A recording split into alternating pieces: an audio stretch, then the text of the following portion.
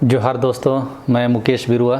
आज मैं बीएसएनएल और एमटीएनएल के जो संपत्तियां हैं अचानक से बेची जाने की बात आई है, उस पर मैं ये वीडियो बना रहा हूँ। एक तरह से देखा जाए तो ये जो पापा हैं रिटायर होने से ठीक पहले सरकारी ज़मीन को क्यों बेच दे रहे हैं।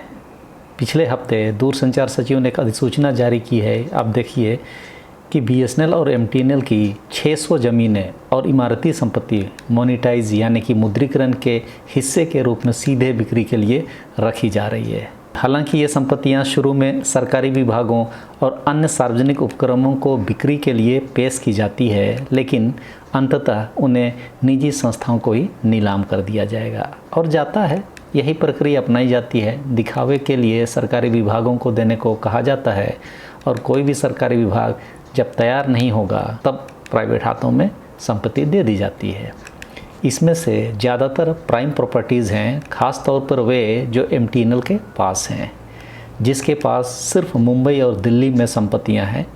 बीएसएनएल के पास 10,568 एकड़ और एमटीएनएल के पास 334.36 एकड़ ज़मीन है, जो सभी मुंबई और दिल्ली के प्रमुख स्थानों पर है। बीएसएनएल की ज़मीन का सरकार द्वारा अनुमानित मूल्य 1.26 लाख करोड़ है, जबकि एमटीएनएल की ज़मीन का मूल्य 12,000 करोड़ रुपया है।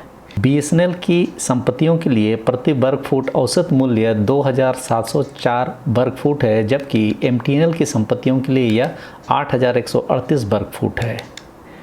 बीएसएनएल की संपत्तियां भारत भर के हर बड़े और छोटे शहर के बीचों बीच स्थित है, जिसमें प्राइम रियल एस्टेट के विशाल एकड़ शामिल हैं।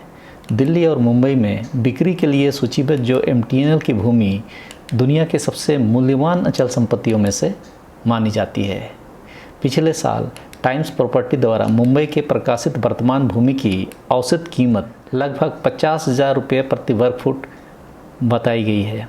या दिल्ली और मुंबई में एमटीएनएल की संपत्तियों की सूची है। अब देखिए दिल्ली में कहाँ कहाँ जगह है। शहादरा, बवाना, द्वारका, रोहिणी, नोएडा, मंगोलपुरी जैसे इलाके हैं, तो मुंबई में पवई, मुलुंड, दहिसर, गोरेगांव आदि जैसे इलाके। अब समझिए, मान लेते हैं कि राज्य सरकारों या सार्वजनिक उपक्रमों द्वारा इन संपत्तियों को खरीदना स्वीकार्य है, क्योंकि यह सार्वजनिक क्षेत्र के भीतर पैसे को हस्तांतरित करना है। लेकिन कितने राज्य सरकारों के पास ऐसी महंगी संपत्तियों को खरीदने की वित्तीय क्षमता और इरादा है, खासकर उनके मौजूदा वित्तीय संघर्षों को देखते हुए। अब आप सहज अनुमान लगा सकते हैं कि इन संपत्तियों के अंतिम खरीदार कौन होंगे। हमने एयर इंडिया के समय में भी देखा। हमारा व्यापक अनुमान इस बात पर प्रकाश डालता है कि इन खरीदारों को कितना लाभ होगा और देश को संभावित रूप से कितना नुकसान होगा।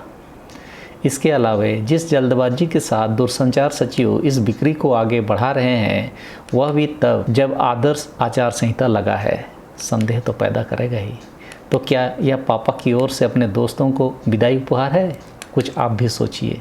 तो सरकारी संपत्तियों को विदाई उपहार के रूप में अनाप शनाप दामों में बिक्री के लिए उपलब्ध कराना देश के लिए, हम टैक्स पेयर के लिए फ़ायदे का सौदा तो नहीं है।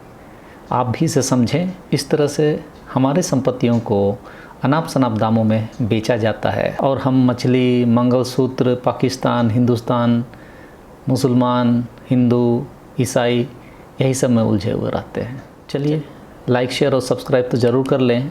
फिर हम अगले वीडियो में मिलते हैं। सबों को धन्यवाद। जोहार।